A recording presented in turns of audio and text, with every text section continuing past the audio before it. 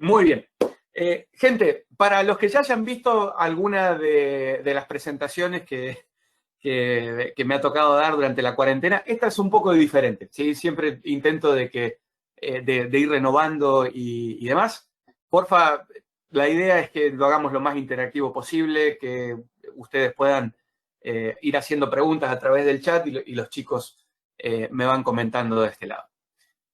Bueno, como les comentaba Martín, lo único que les faltó decir es que soy nacido en Santa Fe, medio cordobés, y que vivo aquí en Florida desde el 2013. Por el resto, un apasionado por el óxido, como claramente se van a dar cuenta en breves instantes.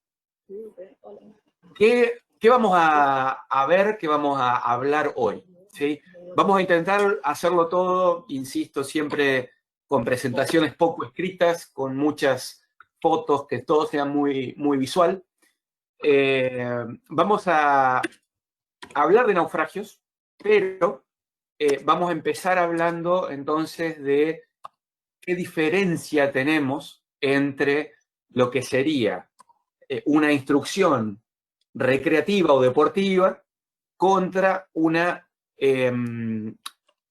instrucción técnica, ¿sí? Como para poder sentar un poquito las bases de lo que vamos a ir hablando, ¿sí? Vamos a hablar un poquito de por qué buceamos en naufragios, por qué hay buzos como yo, así apasionados por el óxido, y vamos a hablar justamente de lo que se puede hacer aquí en el sur de la Florida. Vamos a ver un conjunto de naufragios entre los que van a estar los recreativos, los que yo llamo técnicos, vamos a llamarle intro, ¿sí? O técnicos no tan avanzados, y los técnicos más avanzados. En cada uno de estos me tomé la libertad, sin necesariamente entrar en los detalles de lo que sería un curso, pero de contarles qué técnicas y qué procedimientos tenemos que tener en cuenta como buzos para bucear en cada una de estas tres modalidades.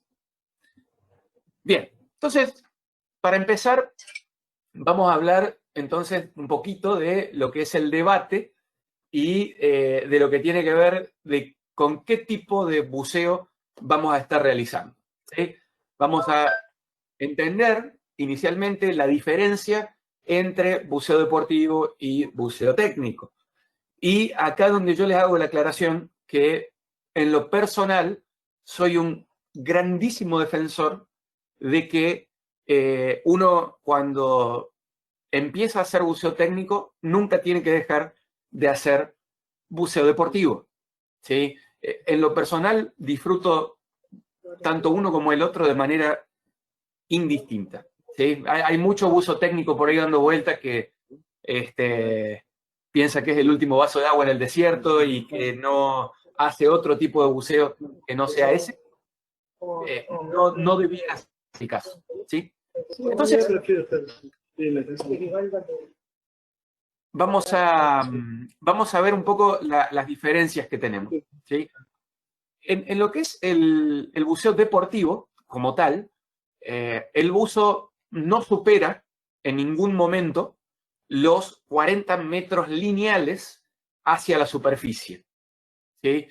¿Qué queremos decir con esto? Queremos decir que en cualquier punto del buceo tenemos que estar a 40 metros como máximo de poder sacar la cabeza fuera del agua. Nunca se sobrepasan los límites de no descompresión, esto todos lo sabemos, ¿sí? Ya sea si buceamos con computadora, si buceamos con tabla, el límite de no descompresión es casi sagrado, que no se pasa, ¿sí? Siempre hay un acceso directo a la superficie y se utiliza un solo gas para todo lo que tiene que ver con la inmersión. Ustedes me van a escuchar hablar de gas, no de aire ni nada que se le parezca. Vamos a hablar de gas. ¿Por qué? Porque, bueno, como ustedes saben, aquellos que ya sean buzos de nitrox, por lo menos, ya saben que uno puede hacer una inmersión con diferentes porcentajes de oxígeno, al menos, en la mezcla. Entonces, a partir de ahora, el concepto es gas. En buceo técnico, ¿sí? En contraste a esto que acabamos de decir del buceo deportivo, justamente es ir más allá de esos puntos, ¿sí? Es pasar los 40 metros lineales, que el buzo pueda entrar más allá de los, o sea, quebrar los niveles de no descompresión, es decir, entrar en deco, como se dice normalmente. Las inmersiones son con entornos sin acceso directo a superficie e involucran típicamente más de un gas. Para que el buceo sea considerado buceo técnico, tiene que cumplir con una de estas cuatro variables o sentencias que ponemos ahí. Hay un punto muy importante que tenemos que aclarar, que es que el buceo técnico no es simplemente romper esos límites porque sí y sin tener un plan, ¿sí? Mucha gente rompe el límite de no descompresión de la computadora y sin el entrenamiento adecuado cree que está haciendo un buceo técnico o algo que se le parezca. Bueno, no es el caso, no es la definición. Hacer esto lleva mucho entrenamiento. Entonces, por eso es que yo digo, el buceo recreativo es muy importante, muy lindo y hay que hacerlo haciéndolo bien. Bien. Entonces, vamos a hablar un poco de buceo en naufragios, ¿sí?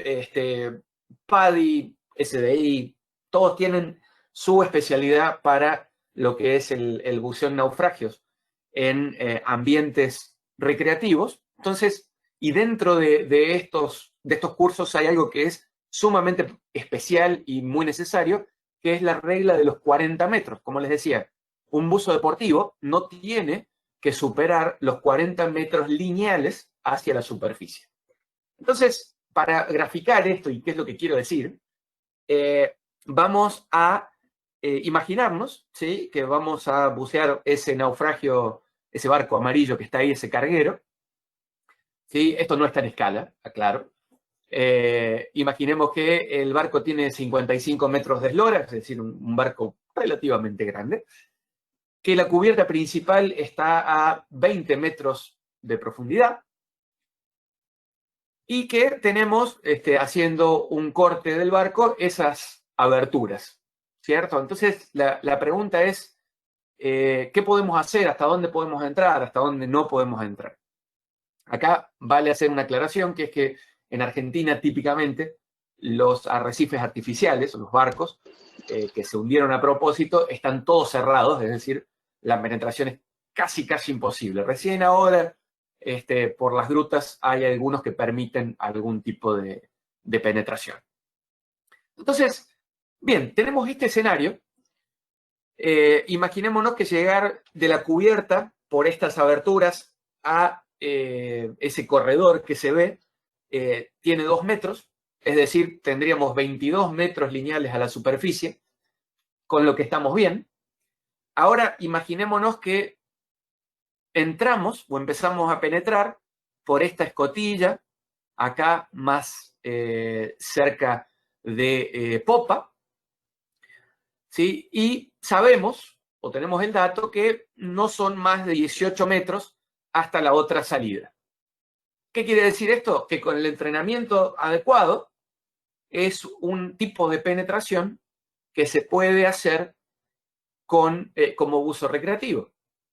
Hay un punto importante, que es que siempre tenemos que tener visibilidad de la salida por la cual potencialmente tendríamos que estar saliendo, ¿sí? Valga la redundancia. Bien, ¿qué pasa si queremos ir hacia el otro lado, hacia popa, pero no hay salidas? Bueno, simplemente eso es un no. No se puede dentro de lo que es el buceo recreativo. Si hubiese otra salida y si el espacio fuese tal que la suma hasta superficie nos da menos de 40 metros, ahí sí se podría hacer. Pero bueno, rápidamente esto era algo que quería comentarles respecto de la regla de los 40 metros. Ahora, pensemos cómo se hace esto en buceo técnico. En buceo técnico, la planificación es la palabra clave que vamos a tener todo el tiempo, ¿sí? El buceo técnico, bueno, ahí están justamente las 4 condiciones nuevamente. Lo que ustedes ven a la derecha, por favor no lo copien y no lo usen, son ejemplos de planes y cómo lucen planes de descompresión y tablas hechas con cálculos que se aprenden durante estos cursos para bucear en una de esas 4 condiciones. A su vez, dentro de estos planes, no solamente estamos hablando de los planes de descompresión, pero también estamos hablando de tiempos de fondo, cómo es el descenso, qué gases se van a utilizar, definir una misión que se va a llevar a cabo durante la inmersión, es decir, la inmersión tiene que tener un objetivo en particular. Dentro del equipo de buceo va a haber roles, es decir, nunca se dice vamos a bucear y vemos qué sale. Todo lo que tiene que ver con el cálculo de las paradas de compresión y se pasa mucho tiempo pensando en escenarios de contingencia y cómo resolver situaciones en caso de que salgan mal. ¿Sí? Imagínense ustedes que en buceo técnico salir disparado a la superficie no es una opción. ¿Sí? Los problemas los tenemos que resolver bajo el agua. Entonces, bien, ya repasado un poco la diferencia entre lo que viene siendo el buceo recreativo, el buceo técnico, el buceo recreativo en naufragios, el buceo técnico en naufragios, hablemos por unos instantes respecto del por qué buceamos en naufragios. Buceamos en naufragios básicamente por un amor a la historia o a lo desconocido, encierran un misterio muy particular los naufragios, y suele suceder que mientras más profundo el naufragio, mejor conservado está, o más artefactos tiene. Esto se debe justamente a que menos gente los visita.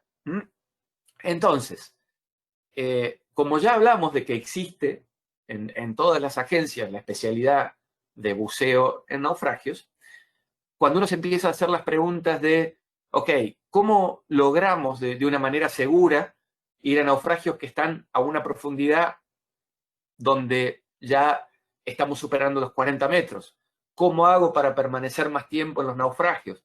¿Cómo hago para penetrar un naufragio con alta complejidad? ¿Sí? Ven ustedes en la foto ahí, no hay absolutamente ninguna salida aparente, no hay ningún rayo de luz del exterior que esté llegando. Entonces, aparte de lo que es la capacidad de buceo técnico, están también las certificaciones o las capacitaciones en buceo en naufragio avanzados. ¿Sí?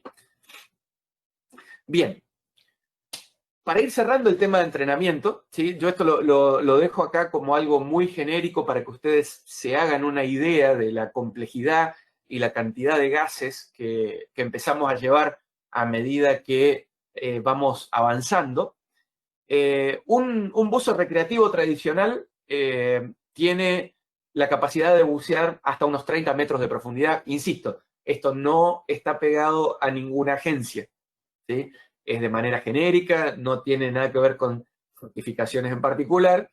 Llegado el caso, pregúntenle aquí a sus instructores cómo se mapea esto en lo que ustedes quieren hacer, ¿sí? Pero para que ustedes se den una idea, podemos dividir estos buceos en 5 segmentos, ¿sí? El del buzo recreativo, aquel que va hasta 30 metros, que usa típicamente un Nitrox 32 como mezcla más rica, y que usa, como dijimos, un solo gas. Luego están los buceos que yo le llamo técnicos iniciales, que son hasta 40 metros. Estos buceos, ¿por qué los llamamos técnico inicial? Porque muchas veces uno dice, bueno, yo como recreativo puedo ir a 40 metros. Sí, sí, tiene la especialidad y todo, pero el límite de no descompresión es un problema, ¿sí? Entonces, para hacer buceos interesantes a esas profundidades, típicamente se empieza con el buceo técnico. Ahí ya hay que llevar 2 gases, típicamente. Uno en la espalda y uno para descompresión. Entre 40 y 50 metros, ahí típicamente empezamos a hablar ya de usar trim-mix normóxico, ¿sí? El trim-mix, por si no lo saben, es una mezcla de gas que, aparte de tener oxígeno y nitrógeno, tiene también helio. El helio, como componente, llévense esta idea, sirve para disminuir la narcosis que experimentamos como buceadores, ¿sí? Entonces, por eso, a partir de los 40 metros, la narcosis típicamente empieza a ser un problema, dependiendo de la fisiología, dependiendo de un montón de cosas, y ahí es donde la gente comienza típicamente a usar helio para contrarrestar ese efecto. Y obviamente la cantidad empieza a multiplicarse. Luego tenemos el buceo técnico con trim-mix, que lo llamamos trim-mix normóxico. No voy a entrar en detalle de esto. El trim-mix normóxico es aquella mezcla donde utilizamos oxígeno a más del 18%. ¿Sí? Es decir, cualquier mezcla que tenga más de 18% de oxígeno se la denomina trim-mix normóxico. ¿Por qué es esto? Porque es una mezcla que soporta vida en superficie. Es decir, si respiramos ese gas en superficie, no nos vamos a desvanecer, no vamos a tener problemas. Estas mezclas se utilizan para bucear hasta 65 metros. Perdón. A más de 65 metros, hasta, por decir así, el infinito, pasamos a lo que es el trim-mix hipóxico, que son mezclas con nitrógeno, helio y oxígeno, donde la componente de oxígeno está por debajo del 18%, que son mezclas que no soportan vida en superficie. Entonces hay que aprender toda una serie de procedimientos ahí que son, digo, por decir así, súper avanzados. Pero para que ustedes se hagan una idea, fíjense ustedes que los saltos que estamos mostrando aquí no son muy grandes, son de 10 o 15 metros. Entonces hay que tomar el entrenamiento con muchísima responsabilidad y avanzar de manera súper responsable. Basta de cuestiones que tienen que ver con certificaciones y niveles y demás. Vamos a hablar de naufragios. Perdón, Ale. Sí. Discúlpame. Sin querer entrar, como bien dijiste, en detalles. Entonces tengo que entender, gracias, tengo que entender que, por ejemplo, si voy a la corbeta, nosotros ahora vamos a Noroña, y voy a hacer la corbeta que tiene la cubierta principal en los 52, 55 metros, y el fondo de la quilla, o sea, está drizado sobre el fondo, y lo tengo a 67 metros, una cosa así. Yo ahí tendría que usar, para esta mezcla, sin llegar a lo mejor al fondo, un normóxico, porque puedo usar el mismo gas para ir y para volver. No, nunca un hipóxico, porque mi problema es tener que entrar hasta la profundidad con una mezcla adicional de gas. Correcto. Ah, ok, listo, para entender cómo era. Sí, a ver, ahí se empieza a hacer todo un cálculo con las presiones parciales de oxígeno, claro. ¿Sí? Para ver a qué profundidad puedo empezar a respirar mi gas de espalda. Claro. ¿Sí?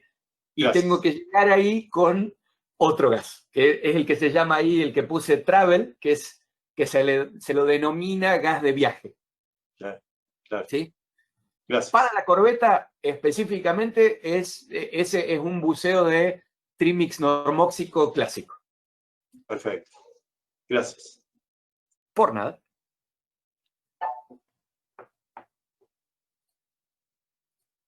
Bien, entonces, el buceo en naufragios alrededor del mundo es algo que obviamente atrae y mucho. Hay gente, así los loquitos que nos gustan los naufragios, que nos dedicamos a estudiar lo que ha sucedido alrededor de estos barcos. Aquí en este mapa ven los naufragios que dejó la Segunda Guerra Mundial alrededor del mundo. Vean ustedes, es una muy buena cantidad. Falta el graph sphere ahí, siempre lo digo, tengo que poner el punto amarillo en el Río de la Plata. Hay lugares que son mecas del buceo en naufragio, como es Truk Lagoon en la Micronesia. En Truk Lagoon se pueden hacer buceos de todo tipo y profundidad en naufragios reales, con muchísimos artefactos. Es básicamente un museo bajo el agua. Acá vemos la cantidad de naufragios que tiene alrededor el país, creo yo, que en más guerras ha participado y demás, y además navales, que es el Reino Unido. Básicamente está tapizado de naufragios a su alrededor. Aquí vemos lo que se llama el cementerio del Atlántico, que está en Carolina del Sur, aquí en Estados Unidos. Vemos incluso que esto es algo muy, muy buscado, por lo menos aquí en Estados Unidos, que es el buceo en naufragios en los grandes lagos. Hay cosas preciosas en los grandes lagos, naufragios de madera súper bien conservados. Es muy, muy interesante. Y por supuesto, en Argentina, la costa argentina no es excepción a esto, y hay naufragios naturales por todos lados, y ahora estamos empezando a ver los artificiales. Entonces, una pregunta para la gente, si quieren poner en el chat. En el estado de Florida, en total, ¿sí? ¿Cuántos naufragios creen, o pecios buceables, creen ustedes que hay? Vamos a dar un ratito justamente ahora para que puedan hacer Dale. uso del chat. Y 1, 2, 3, 4, 5 es lo que tienen que responder. Ahí vamos a esperar un cachito a ver si le damos tiempo para que todos vayan escribiendo Entre 2 y 3 algunas respuestas. Yo solamente desde donde partí ya estoy sorprendido. Vos decís, bueno, más de 10. Sí, tal cual. Yo digo, menos de 1000, pero ¿cuántos hay? Empezamos de 1000 para arriba, es como... Claro, entras al agua a refrescarte y te chocas un carajo, una quilla. Sí, Mirá, tengo en su gran mayoría, ya tenemos unas respuestas que son por la opción 2. Un par de opción 3, opción 4, 1, pero en su mayoría prevalece la opción número 2. Bueno, les voy a mostrar un mapa primero. Ya se mata de hay algunos, ¿sí? Y la respuesta oficial, hasta hace, qué sé yo, un par de meses probablemente, es 3240. ¿Sí? Esos son los buceables. Más allá de los límites buceables, obviamente debe haber muchos más. ¿Sí? No. Y acá no estamos entrando en Bahamas ni nada por el estilo, estamos entrando, es solo Florida. Entonces, para que ustedes se den una idea, esto hay muchos, ¿sí? Son muchos. Entonces, para aquellos que les gusta venir a Miami, Miami tiene para ofrecer mucho más que shopping, ¿sí? Mucho más que lo tradicional que por ahí la gente viene a hacer aquí, que es playa, shopping y nada más. Florida como tal es el mercado que más dinero mueve como mercado en buceo en el planeta. ¿Sí? Si ustedes toman el estado de Florida y lo que se gasta en este estado en buceo, supera a cualquier parte del mundo con lo que tiene que ver con buceo. ¿Sí? Entonces, por más que no se lo vea, hay un mercado gigante acá y muchas cosas para hacer respecto del buceo. Después háganme acordar que les dé algunos tips si vienen a bucear para acá de cosas que hacer y cosas que no hacer. De lo que vamos a hablar hoy... Es muy importante, perdón, eso. Lo que no hay que hacer a veces. Sí, porque por ahí mucha gente viene y tiene experiencias que no son de las mejores. ¿Sí? Entonces hay que setear bien la expectativa. Bueno saberlo, tal cual. Lo que vamos a hablar hoy es para aquellos que vienen de vacaciones, ¿sí?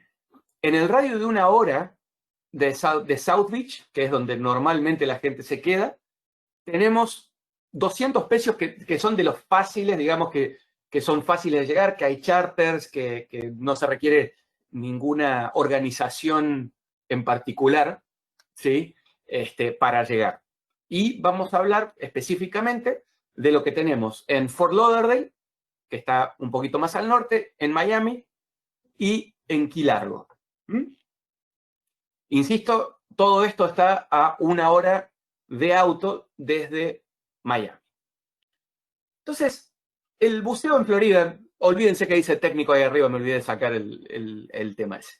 El buceo en general, técnico y recreativo en Florida, tiene cosas buenas y tienen cosas no tan buenas. Lo bueno, ¿sí? Como les decía, es un mercado gigante. Entonces, la cantidad y variedad de sitios que tenemos para bucear es enorme. A pesar de que no está en buen estado, la barrera de arrecifes de Florida es la tercera más larga del mundo, ¿sí? Entonces, también hay buceo en arrecife, también al que le gusta eso, también se puede hacer. Hay grandísima variedad de operaciones y de servicios de emergencia, es decir, está todo cubierto, digamos. Dan tiene, no sé, la cantidad de médicos disponibles. Disponibilidad de equipo infinito, disponibilidad de mezclas infinitas, disponemos de un clima caribeño, tenemos una libertad absoluta en lo que refiere a planificación y el hecho de que los buceos no requieren dive master, ¿sí? Muy por el contrario de cuando uno va a bucear, por ejemplo, a México o a otros lugares, aquí los barcos no proveen un guía, nunca, ¿sí? Si ustedes quieren un guía, lo tienen que pagar aparte. Si no, aquí se sobreentiende que uno, al mostrar su certificación y al firmar la liberación de responsabilidades, es un buzo responsable y que va a bucear dentro de los límites de su certificación. Entonces, aparte, los gringos le firmás el descargo de responsabilidad y te dejan ir a la luna. Y ya está, ¿sí? Típicamente lo que va a suceder en un charter tradicional es que llegan al sitio, amarran y suerte, mi amigo. Sea feliz bajo el agua. Si uno no tiene buddy, ahí lo emparejan y eso es lo máximo que van a hacer por cada uno de nosotros, ¿sí? Lo no tan bueno, yo pongo que los buceos no requieren guía como algo bueno porque a mí particularmente me gusta, ¿sí? Por ahí hay gente que no le gusta y preferiría ponerlo en lo no tan bueno. Lo no tan bueno, el clima caribeño, de nuevo, ¿sí? Si ustedes ven un poco las noticias, acá tenemos temporada de huracanes, ¿sí? Que es justo ahora. Entonces, muchas veces el clima en sí hace que se cancele el buceo. Lo que hace difícil planificar muchas veces viajes de buceo a Florida. Hay épocas del año que son súper seguras, digamos, para venir, en sentido de que no se van a cancelar, y épocas del año como ahora, que a pesar de ser el verano, suele el clima ser un poco complicado. Está la corriente del Golfo, ¿sí? La corriente del Golfo en invierno particularmente se acerca más a la costa y, bueno, es una corriente muy poderosa que hay que tener en cuenta cuando vamos a bucear. Y suele haber unas señoras termoclinas, ¿sí? Con decirles que un buceo podemos tener tranquilamente el agua a 30 grados en la superficie y para cuando llegamos al naufragio está a 15. Entonces, tenemos también ese tema acá. ¿De qué naufragios vamos a hablar hoy? Como les prometí, los vamos a dividir en recreativo, técnico y técnico avanzado. Para Fort Lauderdale vamos a hablar de la travesía del Tracy, que es súper interesante, a mí me encanta. Vamos a hablar del Hydro Atlantic para técnico y vamos a hablar del Chris and Corey y RBJ para técnico avanzado. En Miami, más al sur, vamos a hablar del Drift de Belzona, que es como una travesía, pero que se hace con la corriente, justamente. En el técnico vamos a hablar del Dock de Mille y en el técnico avanzado del Cruz del Sur. Y para Key Largo vamos a hablar siempre, en los tres casos, del mismo naufragio. que es el Spiegel Grove, que es una especie de monumento al buceo que tenemos acá cerca.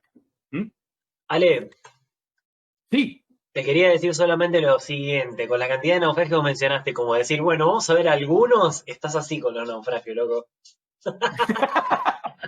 Así no se hace, está todo bien, pero no, dale, dejate de hinchar.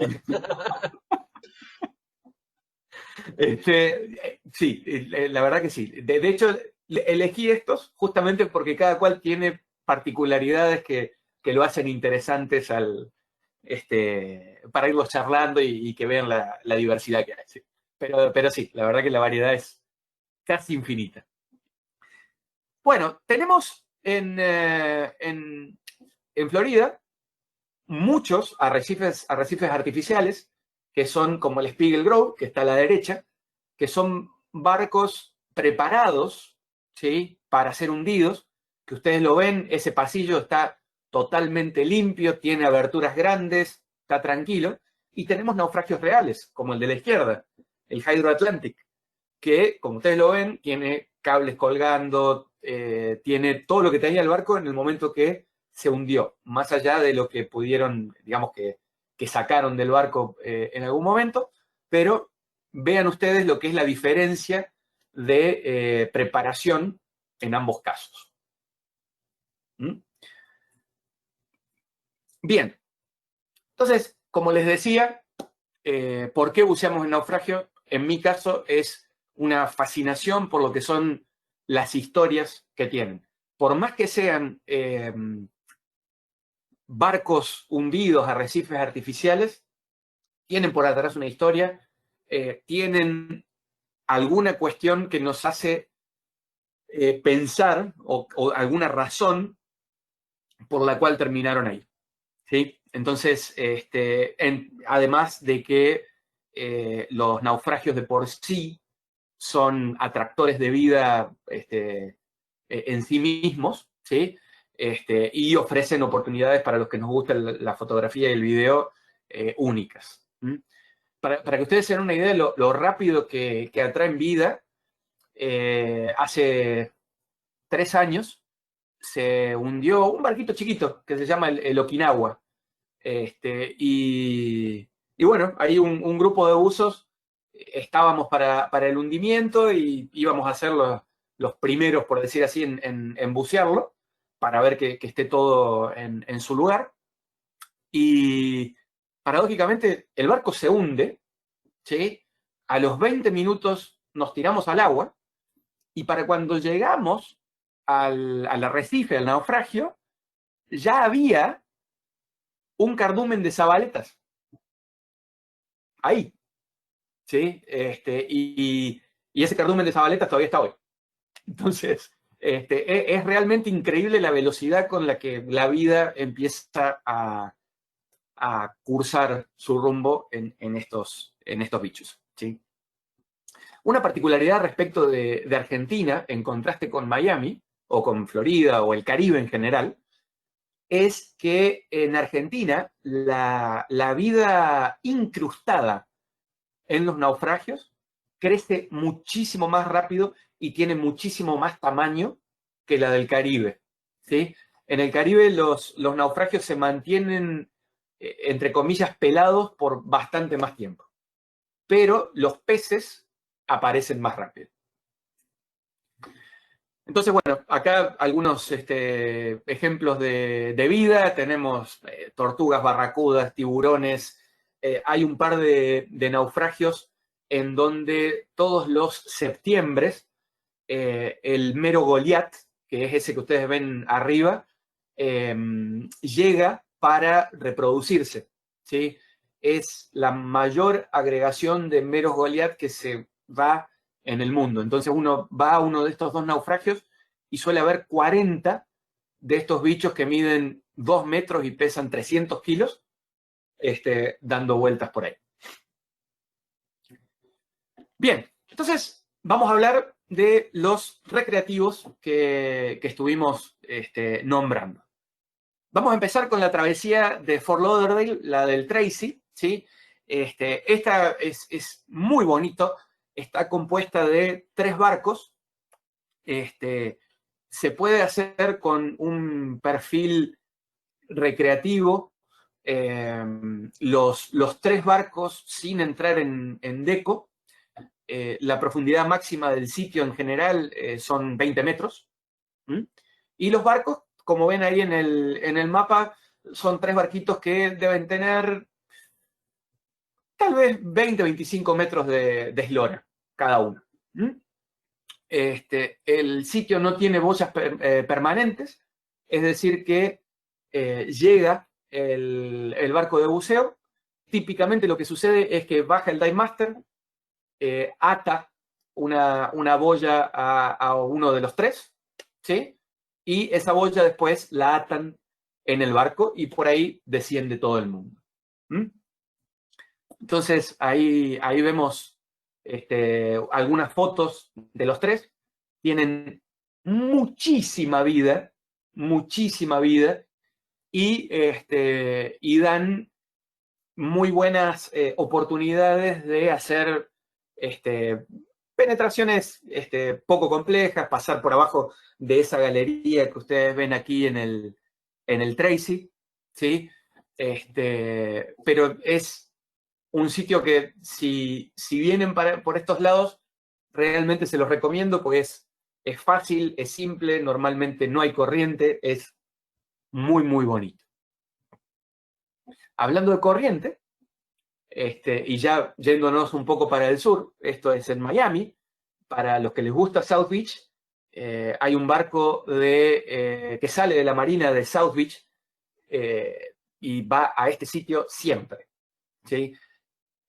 Lo que ustedes están viendo ahí es una carta con lo que se llama el Belcher Wreck Trek.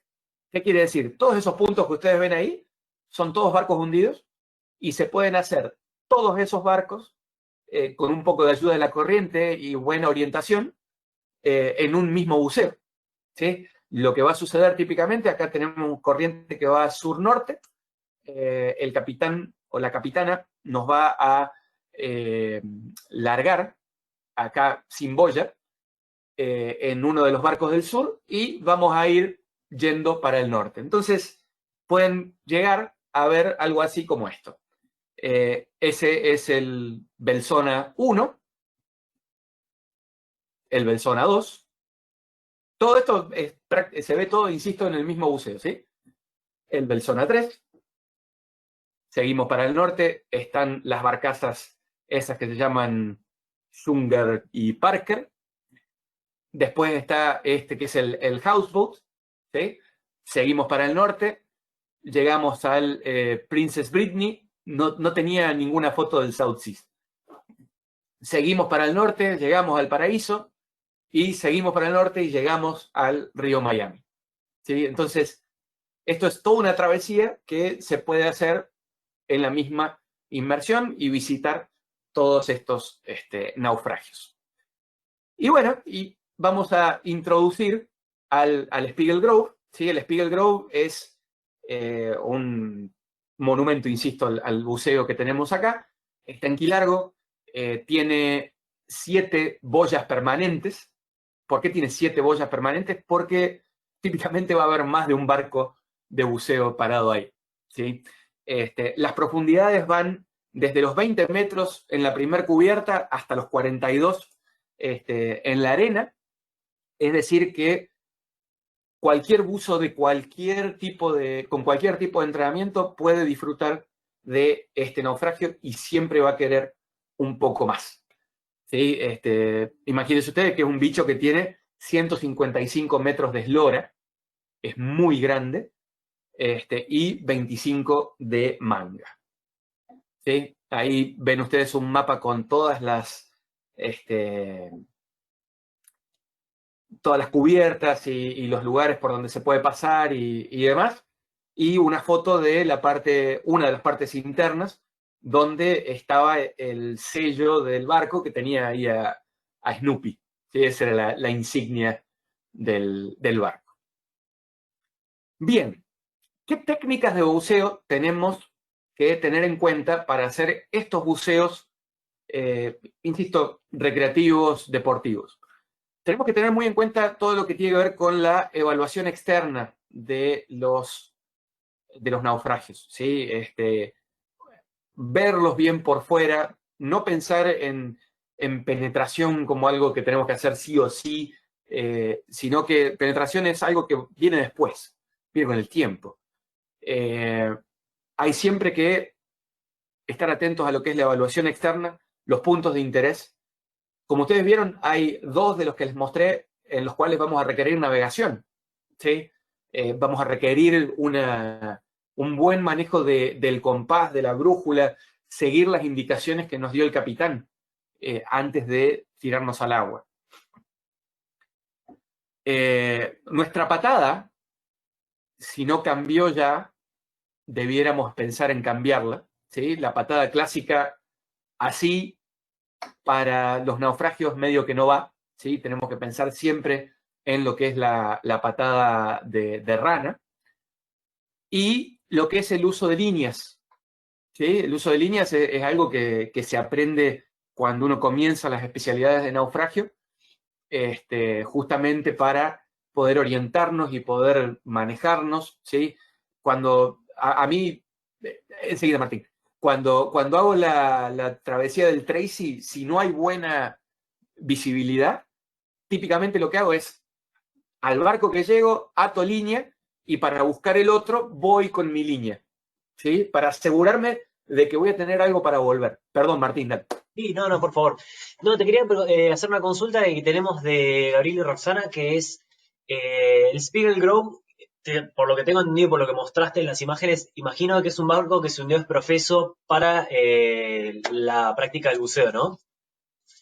Sí. La pregunta es Sí, cómo quedó ahí, o sea, cómo fue la vuelta para que el naufragio termine donde está ahora. ¿Por qué Quilargo? Exacto. Bueno, normalmente los naufragios más grandes, que hay 3, que de hecho son los 3 arrecifes artificiales más grandes del mundo, que es el Spiegel en Key Largo, el Vandenberg, que está en Key West, y el Oriskany, que está en Pensacola. Los 3 son ex barcos militares, ¿sí?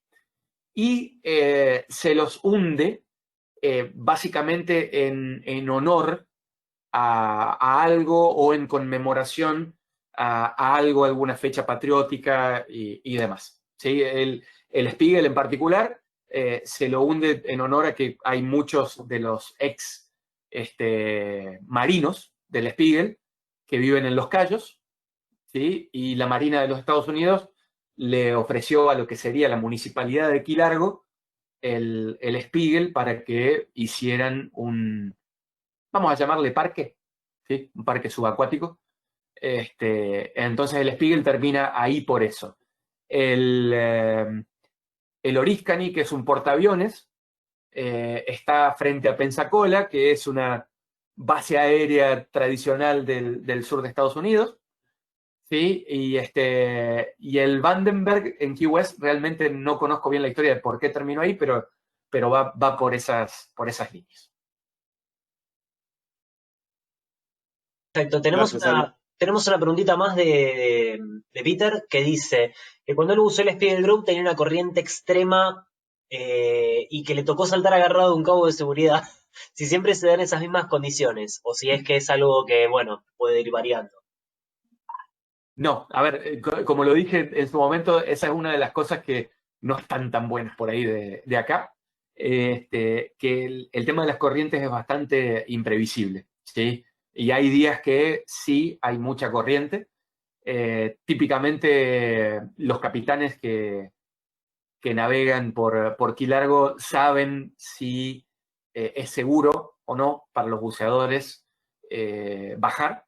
¿Sí? Ellos tienen una manera de medir con las boyas que están permanentes, ¿sí? Qué tan hundidas están. Eso les da una noción de la corriente y saben si hacer bajar o no. Cuando hacen bajar, obviamente ahí hay que preguntar en el barco al dive master o a alguien qué parte del barco, ¿sí? Es la que nos va a permitir guarecernos de la corriente. ¿sí? Típicamente siempre va a haber un lado del barco donde pega la corriente y por consiguiente del otro la corriente no afecta. Entonces, respondiendo a la pregunta, no siempre es así.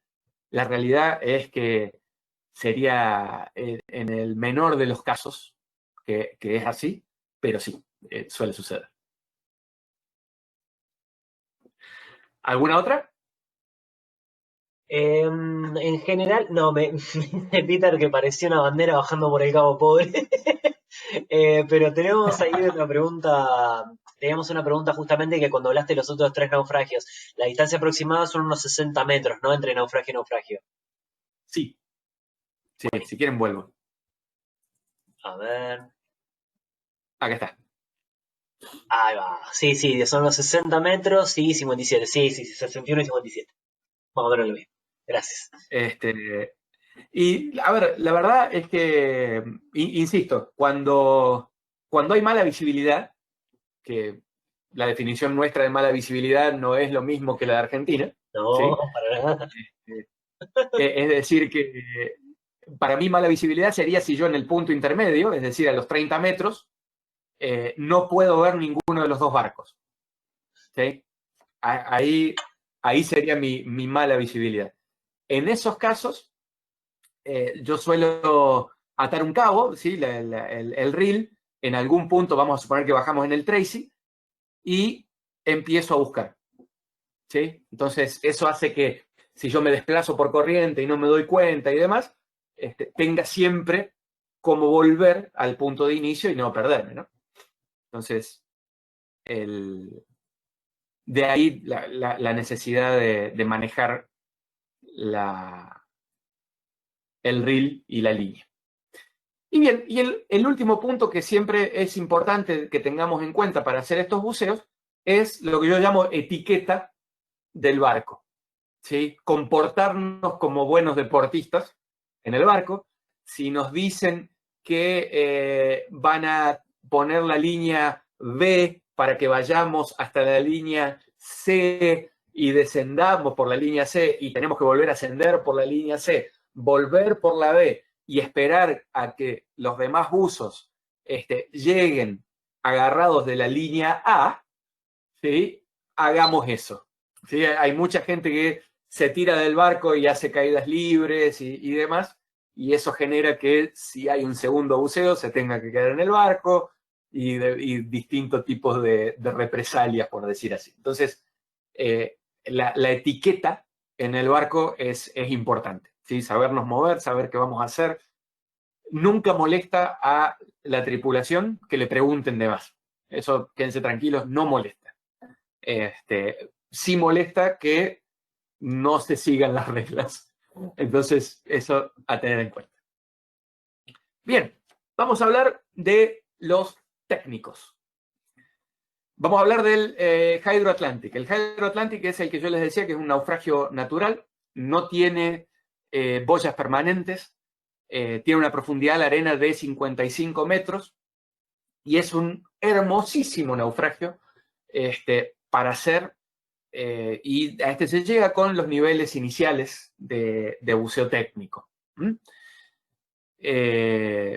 Ahí vemos, digamos, una foto de lo que sería el exterior del barco.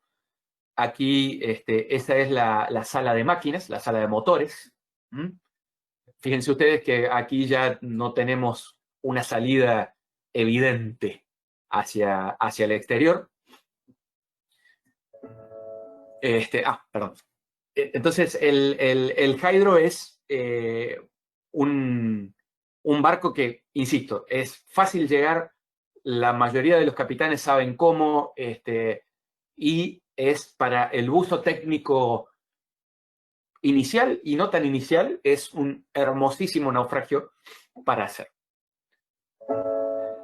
Tenemos el dock de Mili, voy a poner acá, ahí está. El dock de Mili lo puse aquí, el dock de Mili está en Miami, al sur, ¿sí?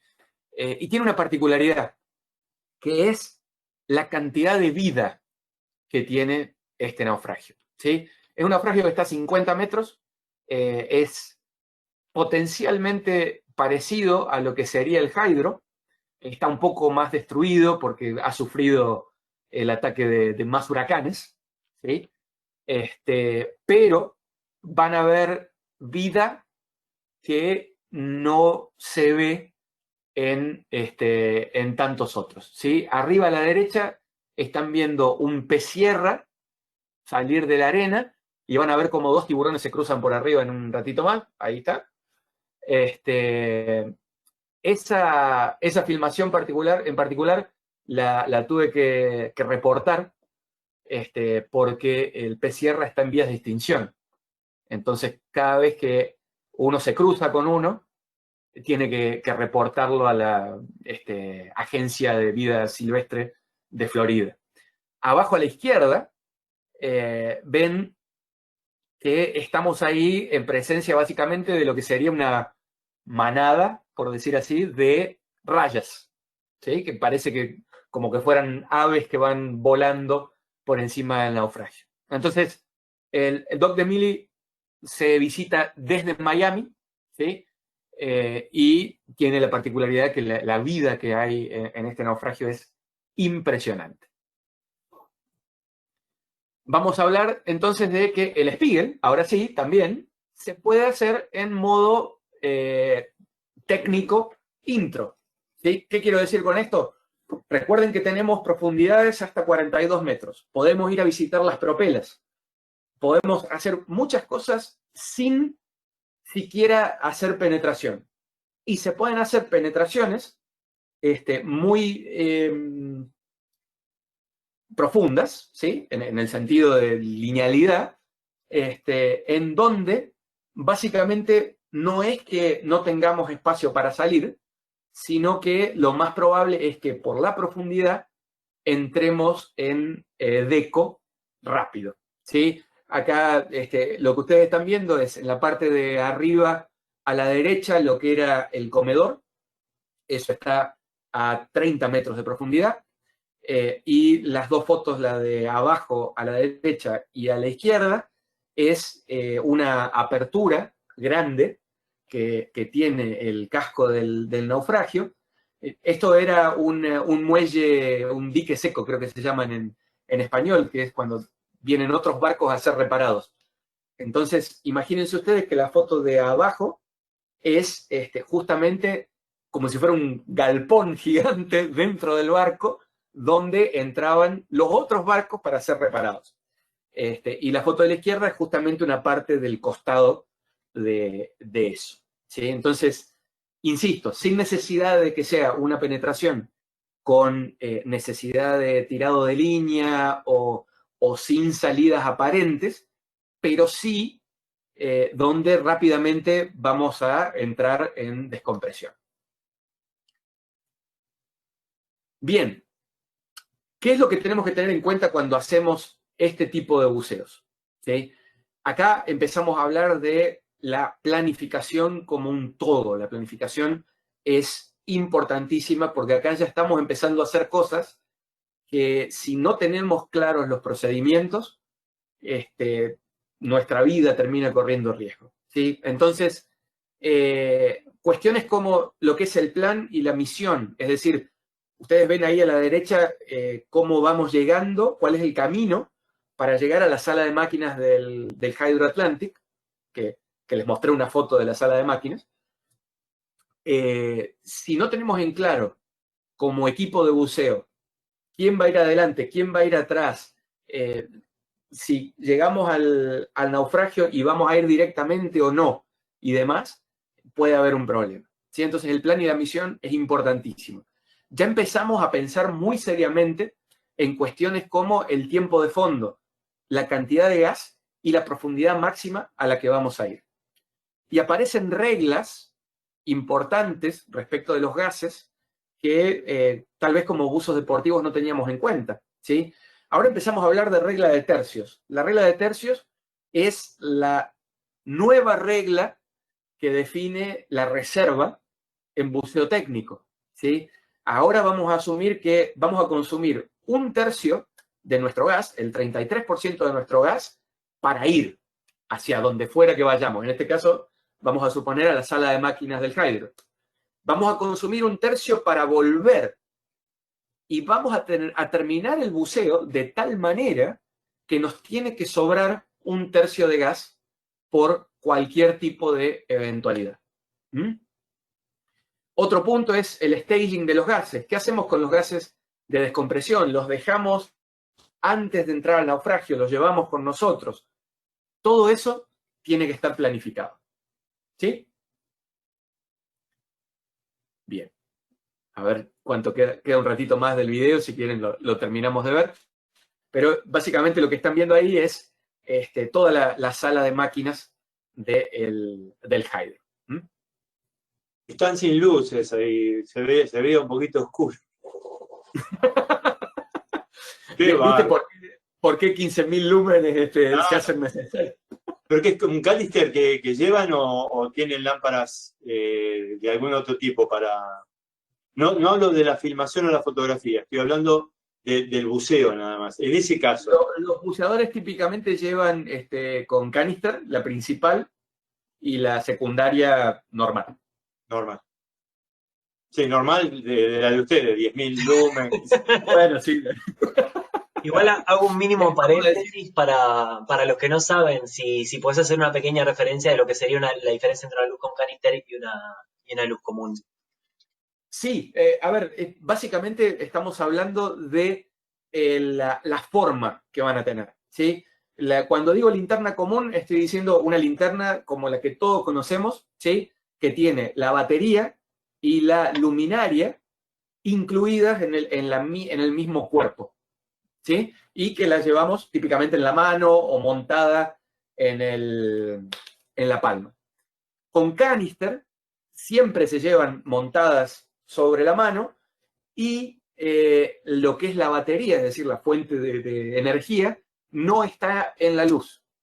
Hay un cable que recorre típicamente hasta la cintura o el lugar donde se ponga la batería, y la batería queda alojada ahí atrás. ¿Sí? Es más compleja para usar, pero esto hace que tengamos más autonomía, porque esas baterías típicamente son más larga vida, por decir así, y que no tengamos que llevar encima, digamos, en un lugar que nos moleste, toda la parte esa de la batería, es decir, disculpen mi español, el socotroco de batería y demás, no lo tenemos que llevar en la mano.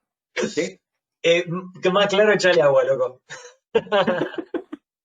Sería Dale. la lulazozón, diría el cordobés o algo por el estilo. Exactamente, el linterna. Bueno, vamos a hablar entonces, ahora sí, de los técnicos avanzados. El primero, que a mí me encanta este sitio, porque no es un naufragio, sino que son dos, ¿sí? Es el Chris Ancori y el Ronald Johnson. Esto, y acá, perdón por el chivo, pero en TRIM hay todo un artículo, ¿sí? De este buceo, que los invito a que lo lean. Está muy bueno, dicho Esto sea de paso, yo ya lo estuve chusmeando. Igual ya vamos a comentar un poquito más, quiero que comentemos un poco más acerca de TRIM para que la gente sepa que de esta iniciativa, que me parece muy copado justamente poner el paréntesis ahí. La referencia. Obvio. Sí, no, de hecho, muchos de ustedes han visto estos planitos por ahí, ¿sí?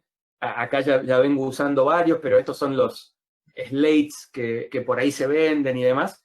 Y para lo que fue el artículo de TRIM, los chicos se coparon y dibujaron, digamos, lo que viene siendo el naufragio, pero con el recorrido del buceo que cuenta el artículo. ¿Sí? Entonces, ahí hicieron se coparon realmente y se portaron bien. Bien, estos dos son dos barcos que no estaban destinados a que quede uno encima del otro, ¿sí? La idea es que uno iba a estar a una cierta distancia del otro. El día que hundieron el Ronald Johnson no calcularon bien las corrientes y terminó cayendo exactamente a 90 grados del Chris Ancori, ¿sí? Esto, sin saberlo, generó un sitio de buceo que es único en muchísimas, por muchísimos motivos, ¿sí? Es un buceo realmente avanzado. La arena está a 82 metros. Entonces, si ustedes se acuerdan de lo que hablamos inicialmente, estamos hablando de un buceo que se hace con mezcla trimix hipóxica, que uno parece literal un arbolito de Navidad de la cantidad de cosas que lleva antes de tirarse al agua, ¿sí? La parte más alta del RBJ, que es acá el pórtico, está a 60 metros de profundidad, y el máximo es lo que es la arena, acá al lado del Korean Chris, que son 82. Uno de los principales atractivos de esta inmersión es justamente venir por acá y pasar por ahí abajo, ¿sí? Pasar por abajo del casco del Ronald Johnson, que es esta foto que ustedes están viendo acá, ¿sí? Es realmente algo muy único cuando uno va descendiendo y de repente se le aparecen estos dos barcos, que son dos barcos grandes aparte. Así uno montado arriba del otro es muy, muy interesante. Tiene su toque lúgubre también, pero es interesante. Sí. Consulta, ¿cuál es? No sé si este dato lo tenés porque capaz que es algo medio muy puntual, ¿no? Pero ¿de qué tonelaje estamos hablando el Ronald Johnson? No lo tengo acá conmigo, pero antes Debe que ser, termine la charla lo averiguo. Lo tengo seguro acá en un libro por acá atrás, no me lo acuerdo de memoria. debe ser una Pero guarangada, me imagino yo, porque además, si le hizo es lo un mismo que carguero al de otro 70 barco, metros de eslora. terrible, terrible. Nosotros tuvimos un caso acá en Argentina, en Puerto Madryn particularmente, donde hicieron algo que estuvieron así, ¿viste el Arca del Milenio? Ale, ¿me escuchás? Ah, claro. Ah, justo se anda medio internet quizás. Sí, bueno, le Ah, hundieron no sé si fue el chino, que se lo hundieron ahí al lado, ¿viste? el chino está al lado. Que dijeron, no, mirá que bien Correcto. que lo calculamos que está ahí a 5 metros. No lo enterraron de pedo. Bueno, ahora la gente puede visitar las dos cosas juntas. Obvio, sí, obviamente. Pero, a ver, de nuevo, el Ronald Johnson es un carguero de unos 70 metros de eslora, ¿sí? Y el Chris Ancory era una draga, ¿sí? Es un poquito más corta, debe tener 50 metros, una cosa así. Bueno, de hecho, ahí ven las fotos, abajo a la izquierda, y fíjate, la foto de la izquierda es el Ronald Johnson, y más o menos te da una idea por el tamaño de los peces, ¿sí? Que el tamaño que tiene el bicho. Bien, bajamos a Miami de nuevo. ¿Sí? Vamos a hablar del Cruz del Sur, y del Cruz del Sur les voy a mostrar algo de planificación en particular. ¿Sí? El Cruz del Sur es, de nuevo, arrecife sin boyas, primer cubierta a 50 metros, hélice a 75, es decir, la parte más profunda. Esto, nuevamente, es un buceo para trimix avanzado. Ahí ven ustedes dos buzos que están por penetrar. Y acá a mi amigo Didier sacándole una foto, filmando en realidad, la hélice. ¿Sí? Entonces ahí él está de rodillas en los 75 metros. Entonces, a este naufragio lo uso, me gusta usarlo, de hecho, porque se ve bien en el perfil todo lo que tiene que ver con la planificación. ¿Sí? Acá vamos a hablar de 3 etapas de planificación muy, muy específicas que se necesitan para este tipo de buceos. La primera es el descenso. ¿Sí? ¿Cómo vamos a descender? ¿Cómo vamos a llegar al naufragio? Imagínense ustedes que hacer un descenso a algo que está a 70 metros implica que va a haber un buen momento en el que no vamos a tener absolutamente ninguna referencia de dónde estamos. ¿sí? ¿Por qué? Porque no vamos a ver la superficie, no vamos a ver el fondo, no vamos a ver el naufragio, va a ser azul en este caso. ¿Sí? Entonces, eso es primera gran parte de la planificación. Después, ¿qué vamos a hacer cuando estemos en el naufragio? Lo que yo les decía, no podemos llegar ahí, es un bicho grande, no podemos ir a la Bartola viendo a dónde vamos a terminar. Y finalmente, la planificación del ascenso suele ser muy, muy importante. ¿Por qué? Porque es justamente la parte más crítica del buceo. Ya estamos en recontradeco y necesitamos hacer las paradas de descompresión según lo planificado, ¿sí? Lo que ustedes ven ahí es el perfil de buceo. Todos deben haber alguna vez tenido un perfil de buceo en las computadoras, lo deben conocer muy bien. La diferencia con este que ustedes están viendo es toda esa parte roja que está ahí arriba. Esa parte roja es el techo virtual que tenemos, que es la profundidad mínima a la que podemos llegar basándonos en nuestro algoritmo de descompresión y demás, para minimizar los riesgos de enfermedades compresivas.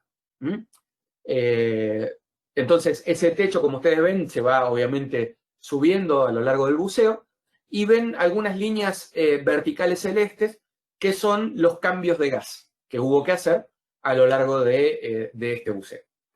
Vamos un poquito sobre lo que fue la parte de fondo de este buceo.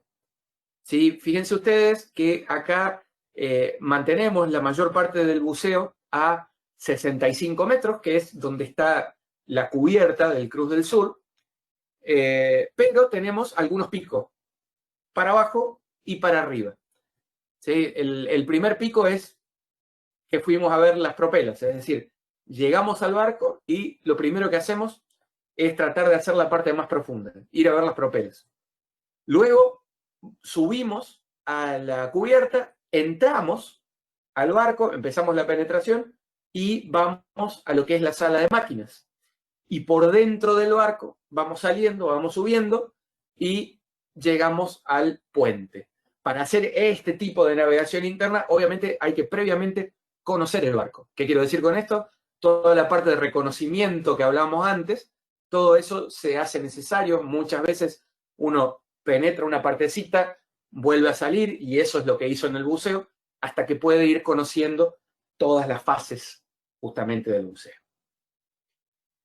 El Spiegel, ¿sí?, como tal, también tiene su modo técnico avanzado.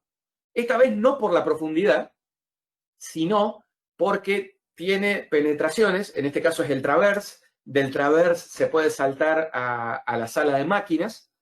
El traverse es básicamente un recorrido que uno hace que lleva 35 minutos. ¿Sí? Es decir, que, y que no tiene salidas. ¿Sí? Entonces, ¿qué quiero decir con esto? En algún momento de este buceo vamos a estar a 17 minutos de la salida más cercana. ¿Sí? Entonces, esto lo hace un buceo altamente avanzado, porque de nuevo, si bien acá no estamos excesivamente profundo, porque estamos a 34 metros, lo que sí tenemos que planificar respecto de todo lo que puede salir mal mientras estamos adentro del naufragio. Bien. Fíjense ustedes. Primero vamos a hablar de los descensos. ¿Sí? Los descensos pueden ser descensos con boya, sin boya, que pueden ser con un cabo puesto por el Dive Master, o lo que llamamos hot drops, caídas libres. Obviamente, el más avanzado sería una caída libre, que imagínense ustedes, para un naufragio que está de nuevo a 70 metros de profundidad, 80 metros de profundidad, con corriente, termina siendo un desafío interesante. ¿Sí? El video de la derecha, básicamente lo que les muestra es el tiempo que transcurre desde que el capitán encuentra el naufragio, mide la corriente, y posiciona el barco para que los buceadores salten, ¿sí? ¿Por qué es esto? Porque el naufragio va a estar en una posición, la corriente va a ir con cierta velocidad en otra dirección, entonces es el trabajo del capitán posicionar a todo el mundo como corresponde, ¿sí? Si quieren buena propina y si quieren que los buceadores lleguen al naufragio, necesitan hacer eso. Entonces, en este caso les llevó 8 minutos más o menos acomodar todo, ¿sí? Y le va a llevar un par de minutos más que nosotros nos acomodemos en la popa y al grito de dive, dive, dive, hay que saltar, ¿sí? Ahí uno o se salta o se salta. Si no se salta, hay riesgo de que se pierda el naufragio, de que uno no lo encuentre. ¿Sí? ¿Qué están con rebríderes ahí, Ale? ¿Estoy viendo? Sí, yo soy el único ahí con circuito abierto. Con circuito abierto. Estamos todos con rebríderes. ¿Sí? Entonces, es todo un proceso que lleva su tiempo, lleva unos 10 minutos, depende de lo avesado del capitán. ¿Sí? Pero de nuevo, se ubica en el naufragio, se mide la velocidad de la corriente, se alistan los buceadores, el capitán típicamente a los gritos te dice cuál es el rumbo, ¿sí? Cuál es el numerito del compás al que hay que seguir. Se da una idea a los buceadores de qué distancia hay al naufragio y dive, dive, dive. Insisto, esto es una técnica para cuestiones avanzadas. Como bien comentabas ahí, eran todos buceadores con rebreather, toda gente con experiencia. Sí, los stage los alcancé a ver, pero por eso las mochilas, digo, ¿están usando rebreathers? Sí, buenísimo. sí. Todos los muchachos tienen rebreathers. Acá, esto a modo de referencia muy rápida, el tema del cálculo del hot drop, ¿sí? Hay tablas en donde se muestra más o menos cuál es, dependiendo de la corriente y dependiendo de la distancia donde está el naufragio, a qué distancia hay que tirar a los buzos. ¿Sí? Ale, discúlpame, perdón. Sí. No, básicamente estamos hablando de corrientes de qué velocidad. 2, 3 nudos, 1 nudo y medio, 4. Todas. ¿Sí? Todas. Ahí fíjate, cada línea está con una velocidad distinta. Ah, ahí está, sí. ¿Sí? ¿Y qué tipo? Sí. No, No, porque terminá porque hay otra pregunta más. listo. Típicamente, si hay más de 3 nudos, no se bucea. No se bucea. Okay. O se hace otro tipo de buceo más.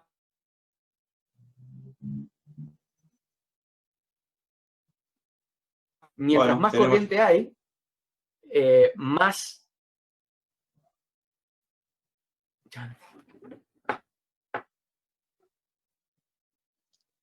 Te congelaste un poquito.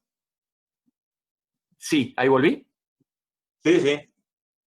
¿Sí? Ahí te Les decía, mientras más corrientes hay, más distancia hay entre el naufragio y el punto donde uno se tira. Entonces el blanco al que hay que apuntarle se empieza a achicar. ¿Está bien? Entonces es una decisión si vale la pena o no hacer el buceo. Recuerden ustedes que acá hay un dato muy importante que es económico. El trimix es carísimo. Entonces, tirarte de un barco para bucear en la arena nomás no está bueno. No está bueno. No, ¿Qué y la otra pregunta que estaban haciendo por ahí era qué tipo de mezclas usabas, por ejemplo, para este tipo. Ah, bien. A ver, acá estaba. A ver, para el RBJ es un 15-55, ¿sí? Que eso quiere decir 15% de oxígeno, 55% de helio, Claro, hipóxico totalmente. totalmente hipóxico. Para el Cruz del Sur es una mezcla que típicamente es 16,45, 16,50, una cosa así. Perfecto. Tratamos de que las mezclas tengan la mayor cantidad de oxígeno que se pueda, ¿sí? ¿Por qué? Porque, como ustedes saben, mientras más oxígeno, más lejos queda el límite de no descompresión. Entonces, mientras más lejos queda el límite de no descompresión, menos tiempo de descompresión tenemos que pagar Claramente. después. Sí, ¿Sí? claramente. Entonces, se hacen todos esos Gracias. cálculos. Pero sí, imaginémonos que para estos va entre los 16 hasta, si vamos a algún naufragio que está a 100 metros, será 10% de oxígeno. ¿Sí? Gracias. En todos los casos se calcula siempre por presión parcial. Eso es un calculito. Sí, claro. Que de hecho, gente, no se imaginen que es un cálculo extraño, ¿no?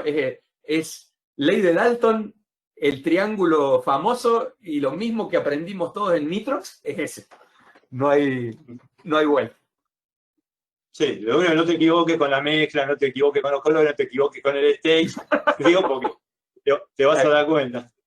Porque sí, errores a 80 metros no están buenos. Claro, tal cual. Bien, acá una distancia, un ejemplo de esto, ¿sí? Para que ustedes tengan una idea, la regla de los 5 dígitos oscilantes es 100 metros de distancia por cada nudo de corriente por cada 50 metros de profundidad. ¿Sí? Entonces,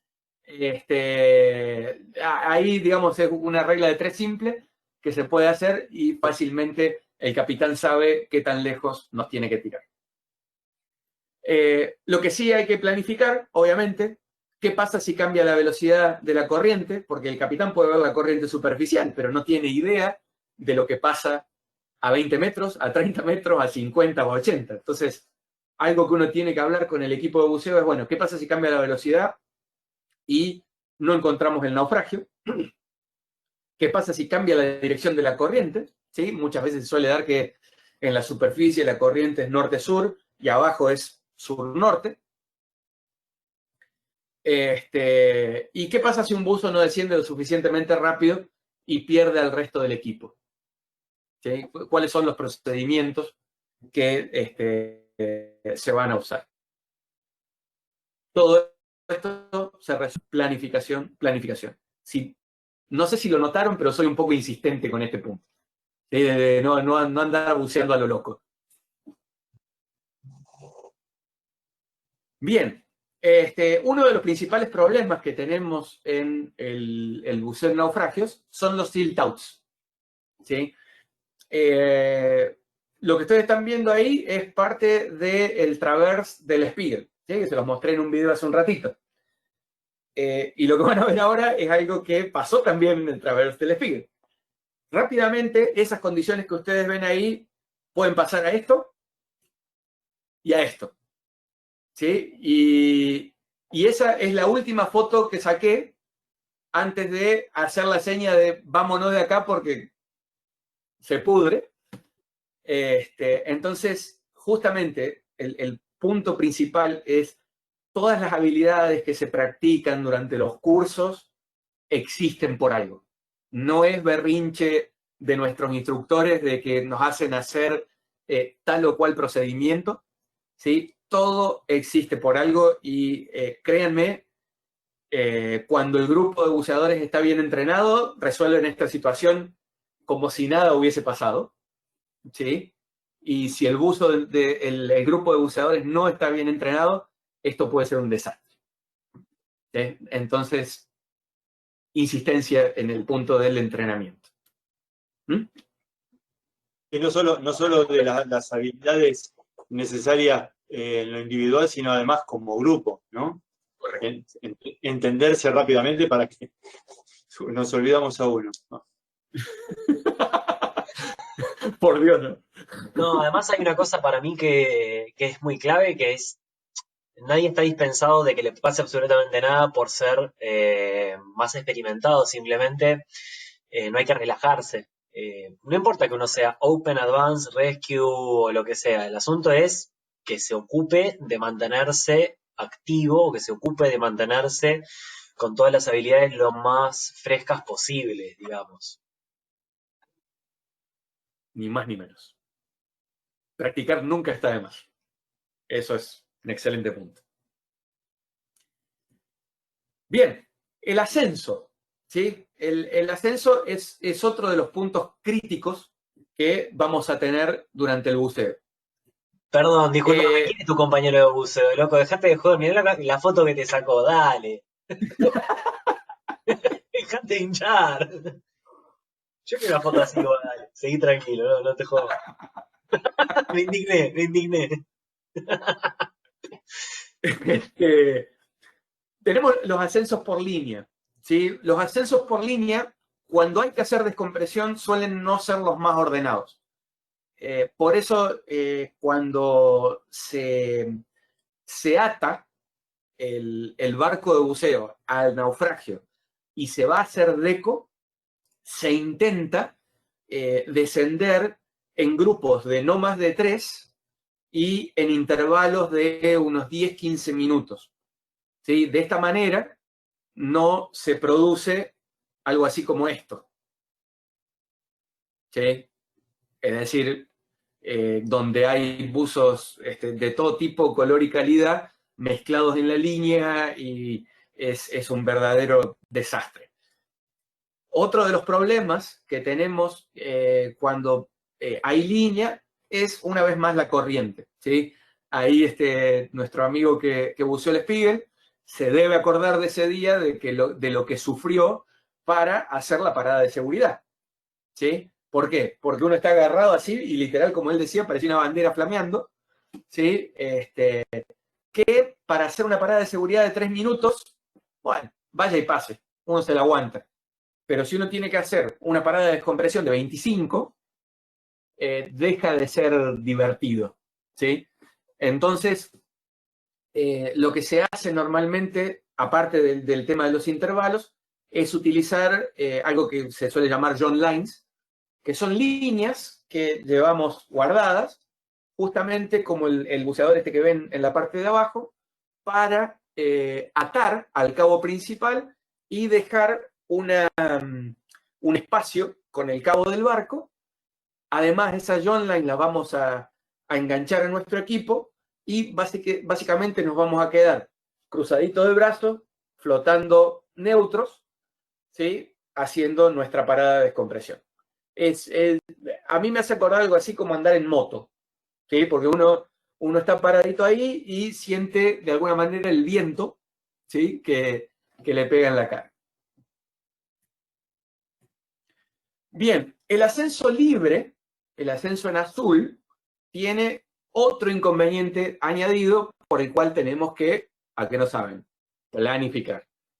Yo abro con Pitágoras. ¿Por qué? Porque el ascenso libre se hace desplegando un marcador de superficie, ¿sí? Y se hace desplegando este marcador de superficie desde el naufragio.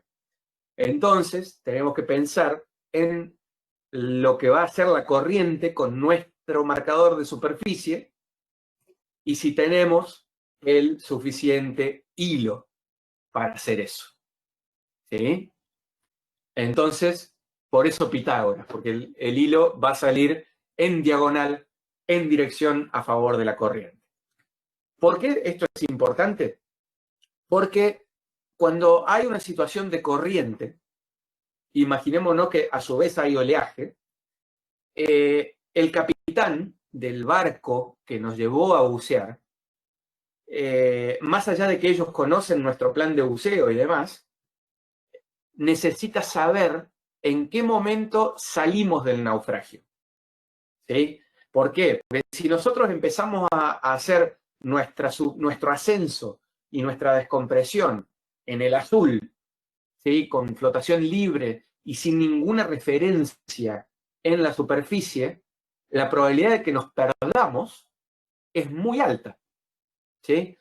porque simplemente el capitán no va a tener idea de dónde estamos. Él conoce más o menos la dirección de la corriente, pero no sabe en qué lugar estamos. Entonces, el procedimiento es que desde el naufragio, antes de comenzar el ascenso, nosotros vamos a desplegar un marcador o bolsa de reflotación, y con esto, cuando el capitán lo ve alrededor del naufragio, él sabe que comenzamos nuestro ascenso. ¿Sí? Entonces, acá es donde la cantidad de hilo que llevamos en el carrete empieza a ser fundamental. ¿Por qué? Porque, bueno, en esa situación que ustedes ven ahí, no pasa nada, porque no hay corriente, entonces el hilo sube de manera perpendicular o vertical a la superficie sin problema. Pero cuando empieza a haber corriente, lo que va a suceder inevitablemente es esto. ¿Sí? El capitán va a seguir viendo este marcador, ¿sí? Porque está dentro de la zona del naufragio. Pero nosotros tenemos que ser lo suficientemente cuidadosos de llevar el suficiente hilo en el carretel, insisto, para esta eventualidad. ¿Mm? Bien, conclusiones de lo que hemos hablado hoy. Entrenar, bucear un poco, seguir entrenando. Nunca hay un límite para este círculo, y ese límite no es para nadie. No existe la persona que dice, bueno, ya está, yo no practico más nada, ahora soy el mejor de todos. No, todos hacemos eso, todos. Para aquellos que les gustan los naufragios, realmente los invito a venir, porque acá hay mucho, ¿sí? Florida tiene Disney World para los chicos, o Disneyland, no sé, y puede ser también para el buceador de naufragios. Antes de pasar a lo que es la planificación, va la aclaración que les dije que les iba a hacer al principio. Traten de, antes de sacar una excursión o de ir a alguna operadora en particular, traten de consultar cuál es la mejor y demás. Porque, ¿qué es lo que pasa? Hay muchas operadoras, muchas tiendas de buceo que subcontratan a los barcos, ¿sí? Y en esos casos terminan pagando precios más caros, terminan teniendo experiencias que no son las mejores, ¿sí? Investiguen un poco. Tiendas de buceo hay muchísimas, ¿sí? Yo con muchísimo gusto les doy las que para mí son las preferidas, dependiendo de donde quieran bucear.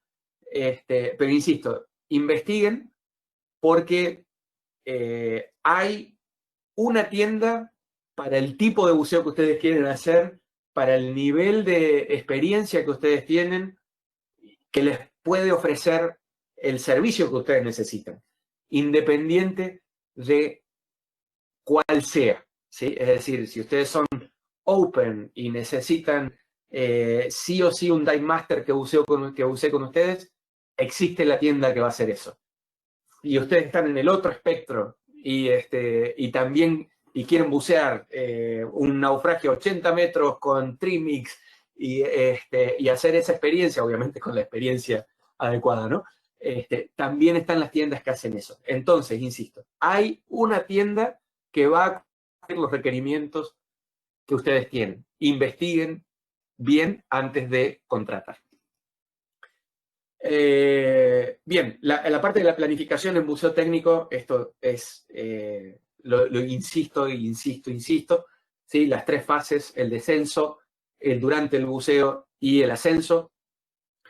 Nunca sobrepasemos los límites de entrenamiento, ¿sí? Y eso también es parte del investiguen. Aquí la filosofía es, uno tiene su brevet, tiene su certificado y es responsable. Entonces, por eso uno va a llegar al barco y va a tener libertad de hacer lo que uno quiera. Esa libertad no nos da permiso para hacer cosas que van más allá de nuestro nivel de entrenamiento, ¿sí? Porque los accidentes pasan. Te Y contratamos a vos y listo, loco. A mí no me contratan, yo los invito a bucear conmigo, que es distinto. Contratar es otra cosa. Bueno, ahora cuando vayamos para allá, de paso hacemos un poquito de shopping. Vamos a hacerlo. Tal cual. Y finalmente, ¿sí? Siempre está bueno ir avanzando en esto con gente que ya tenga experiencia, que ya haya hecho ese tipo de buceo. ¿Sí? Mi grupo de buceo estable, dentro de ese grupo hay 3 personas de más de 70 años, para que ustedes se den una idea. ¿Sí? Yo para ellos soy el niño que bucea con ellos y me llevan, como quien dice, de la mano. Lo que yo aprendo de estos 3 monstruos es infinito. ¿Sí? Entonces, siempre está bueno y siempre va a haber alguien que tiene la experiencia de haber hecho esto que queremos hacer antes. Entonces, nunca está de más buscar esa gente. Bien, para finalizar y para cerrar, primero, antes que nada, darles las gracias a todos infinitas por aguantarme en la conversación. Si quieren aprender más de esto que les conté, ¿sí? Los invito a que vean el canal de YouTube. El canal de YouTube está fuertemente centrado en lo que son los naufragios de aquí de Florida. Entonces, mi intención, la intención del grupo es tener un video por naufragio, hacerlos que sean, por decir así, guías. El naufragio del Spiegel, el video del Spiegel lo acabo de sacar hace un par de meses porque estoy haciendo uno nuevo más completo, pero el resto de ahí están todos, hay más de 70 videos. Hay una página que tenemos con el grupo, una página web muy, muy básica, pero que es una guía de los naufragios que tenemos por acá, ¿sí? Que se llama RecWiki, recwiki.com, y ahí ustedes entran y ven los naufragios, a qué profundidad están, qué tamaño tienen, si tenemos información de la historia, fotos, y cuál es una certificación de buceo recomendada para hacer ese naufragio. Y como Martín les comentó al principio, está TRIM, que TRIM acaba de nacer. Estamos por lanzar el número 2 ahora a mediados del mes que viene, pero que TRIM es, también ahí siempre va a haber alguna historia de algún naufragio medio épico que les vamos a contar cómo fue el buceo ese. ¿Sí? Así que hay para investigar ahí y para que se entretengan.